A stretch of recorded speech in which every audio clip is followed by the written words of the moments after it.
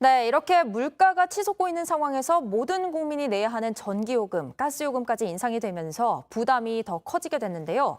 물가 상승에 어느 정도 영향을 줄지 정철진 경제평론가와 함께 알아보겠습니다. 네, 평론가님 어서 오세요. 네, 안녕하십니까.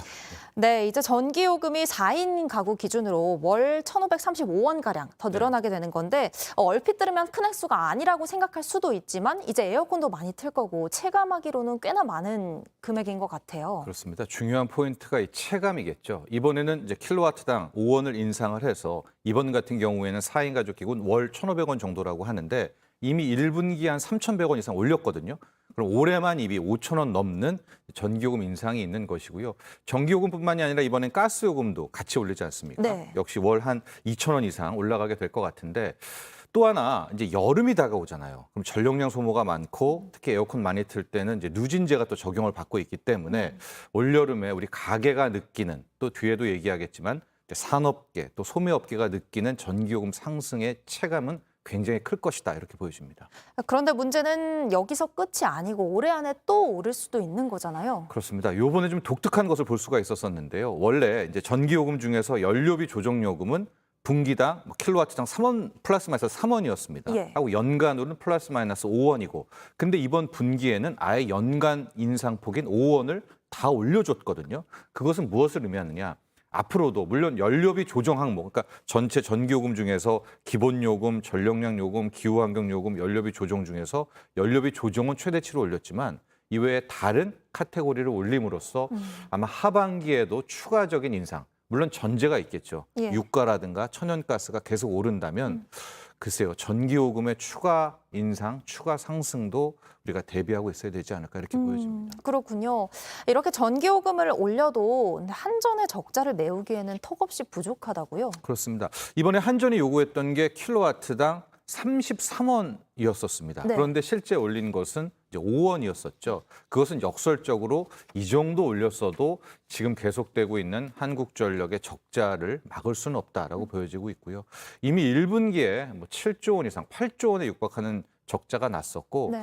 이번 올린다고 하더라도 연간 기준으로 한 1조 3천억, 1조 5천억 줄이는 데 그쳐서 아마 추가적인 전기요금 인상이 없다면 그리고 뭐 국제 유가라든가 가스 가격이 안 떨어진다면 네. 글쎄요 올 한해 연간 적자 뭐 최소 20조 원 이상 많게는 30조 원에 육박할 정도로 한전의 적자 폭은 계속 커질 전망입니다.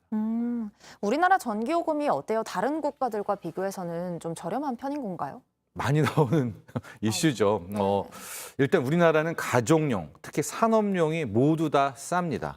전반적으로 OECD 기준으로 보면 가정용은 전체 한 30여 개 국가 중에서 34개 국가 중에서 31위. 그러니까 싼 편으로니까 싼 쪽으로는 거의 한 3등 정도가 되는 거고요. 아, 네네. 특히 산업용도 굉장히 싸서 30여 개 국가 중에서 22위를 차지하고 있기 때문에 우리나라는 대표적으로 전기요가 싼 국가로 분류되고 있고요. 아. 이렇게 되니까 또 역설적으로 전기를 많이 사용하는 국가이기도 합니다. 아. 세계적으로 봤을 때 가장 많이 전기를 쓰는 나라 캐나다, 미국 뭐 둘이 1, 2위를 왔다 갔다 하는데 네. 그 다음의 나라가 바로 우리나라니까 3위네요, 3위. 그렇습니다. 이것을 이제 해석하기에 따라서는 전기료가 싸니까 또 많이 쓰는 것 아니냐 네. 이제 이런 주장도 함께 나오고 있는 겁니다. 아, 이 전기나 가스가 이 가정집뿐만 아니라 뭐 식당이나 가게, 공장 이런 곳에서도 쓰고 안 쓰는 데가 사실 없잖아요. 네. 근데 물가가 이렇게 치솟는 상황에서 더 물가가 오르는 거 아니냐 네. 이런 우려도 나와요.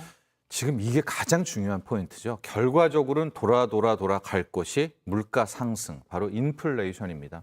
추경호 경제부총리가 주말에 나와서 뭐 올 6월이든 7월이든 8월이든 소비자 물가 상승률 6%대를 언급을 한 것은 네.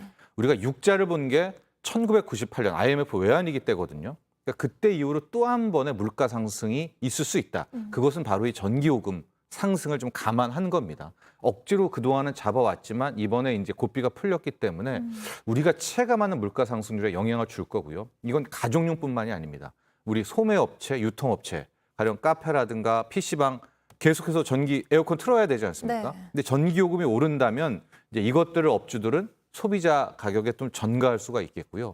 더 중요한 것은 이제 산업용도 함께 오르기 때문에 실제 철강업계라든가 제조업계 전기를 많이 쓰는 제조업계에도 결과적으로 비용 부담을 늘리는 거고요. 그럼 어떻게 하겠습니까? 제품 가격을 올리기 때문에 네. 돌아 결국 물가 상승, 인플레이션을 압박하는 그런 중요한 촉매제가 될 것으로 보여집니다.